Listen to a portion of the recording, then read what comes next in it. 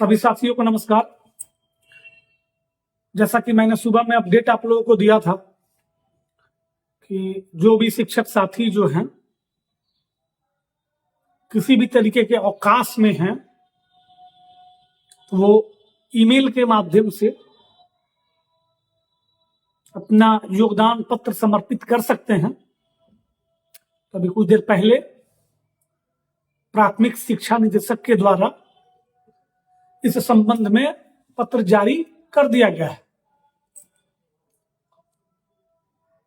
जो भी शिक्षक मातृत्व अवकाश, स्टडी लीव या फिर पितृत्व अवकाश, ईएल, किसी भी तरीके के अगर आप अवकाश में हैं तो आप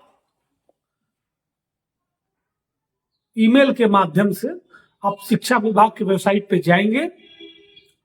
सभी जिले के जिला शिक्षा पदाधिकारी का ईमेल आईडी वहां उपलब्ध है। उस ईमेल आईडी पे बजाबता आप अपने मेल से अपने प्रॉब्लम्स को लिखते हुए सारे डॉक्यूमेंट को, जैसे क्या है, योगदान पत्र है, औपबंधिक नियुक्ति पत्र है, नियुक्ति पत्र है और बाकी जो उसके साथ अनुलग्नक होगा सबको अटैच कर लेंगे मेल में और आप मेल कर देंगे, आपका योगदान स्वीकृत हो जाएगा। दूसरा है कि हमारे बहुत सारे सक्षमता पास शिक्षक ही विद्यालय में प्रधान हैं, तो वो क्या करेंगे, तो उसके लिए भी गाइडलाइन है कि जो खुद विद्यालय प्रधान हैं वो अपने स्वयं के समक्ष भी अपना योगदान समर्पित कर सकते हैं। मतलब उनको बीआरसी, डीओ, डीपीओ कार्यालय दौड़ने की जरूरत नहीं है। वो स्वयं के सामने ही अपना योगदान पत्र स्वीकृत करके संबंधित ऑफिस को दे सकते हैं।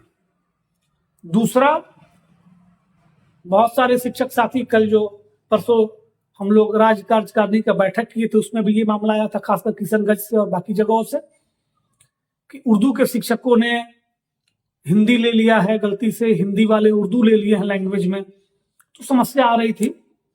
तो उसके लिए कहा गया है कि उन लोगों का अभी तत्काल में होल्ड किया जाएगा, मतलब उनकी नियुक्ति। तो हम लोग बहुत जल्द, ये गलत है, ये संबंधित जिला शिक्षा पदाधिकारी और जिला कार्यक्रम पदाधिकारी को उसी समय संज्ञान में लेना चाहिए था, जो नहीं हुआ। तो हम लोग इसके लिए विभाग से टच में हैं, संवाद में हैं और बहुत जल्द उन लोगों का भी नियुक्ति पत्र तो मिलेगा ही, योगदान उनका होगा। अभी तात्कालिक रूप से रोक लगाया गया है और सुधार होगा और उनका योगदान स्वीकृत होगा। तो यही अपडेट था, तो मैंने सोचा कि ये अपडेट दे दिया जाए। बहुत सारे लोग ट्रांसफर को लेके भी सवाल कर रहे हैं, तो बिल्कुल ट्रांसफर होगा, निश्चिंत रहिए, सबका होगा। बीपीएससी वालों का भी होगा, विशिष्ट वालों का भी होगा, सबका होगा। एसीएस महोदय अभी बाहर थे, संभवतः वो आज ज्वाइन कर लिए होंगे या कर लेंगे विभाग को, तो उसके बाद उचित माध्यम से आपको 1 से 2 दिनों में उस पर विस्तृत खबर आ जाएगी। तो ट्रांसफर भी होगा और हम लोग हैं प्रयासरत, हम लोग के रहते। सबसे बड़ा तो हम आज बधाई देना चाहेंगे लोगों को कि 2023 और 24 में जो हम लोगों ने संघर्ष किया, उस संघर्ष का आज मतलब परिणति है कि 2024 तो जा ही रहा है, उसके साथ ही ये नियोजित शब्द भी अब अतीत में विलीन हो जाएगा और कल से 2025 से नया सवेरा होगा राज्यकर्मी के रूप में। उस राज्यकर्मी के रूप में बहुत सारी हमारे अपेक्षाओं के अनुरूप नहीं है बहुत सारी चीजें, लेकिन अभी तक हम बेपट्टी थे, डिरेल थे, हमारी आंशिक जीत है। कल से हमें राज्यकर्मी के रूप में योगदान कर रहे सभी साथियों को बधाई। हमारे संघर्षों की आंशिक जीत हुई है। आगे हम लोग और लड़ेंगे, करेंगे और हमारा जो वाजिब हक है वो सब लेंगे।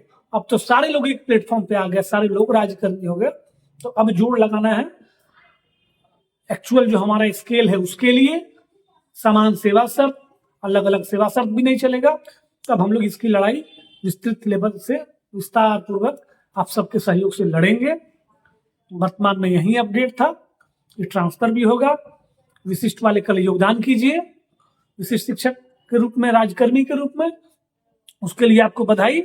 और जो जो समस्याएं थी महिला शिक्षिकाओं के साथ या पुरुष शिक्षकों के साथ, मातृत्व अवकाश, स्टडी लीव वगैरह वगैरह का ये उसका भी समाधान हो ही गया है। और बाकी जो हमारे विषयगत उर्दू वाले और अन्य भाइयों की समस्या है, या सामान्य शिक्षक भी जिनसे गलती से उर्दू सेलेक्ट हो गया था, या फिर 1 to 5 में शिक्षक हैं, 6 to 8 में सक्षमता पास कर गए हैं, 6 to 8 वाले हैं 1 to 5 कर गए, ऐसा भी कुछ मामला आया है। उसके लिए भी हम लोग विभाग के टच में हैं और बहुत जल्द उन लोगों की भी समस्या का समाधान होगा। बहुत बहुत धन्यवाद। नमस्कार।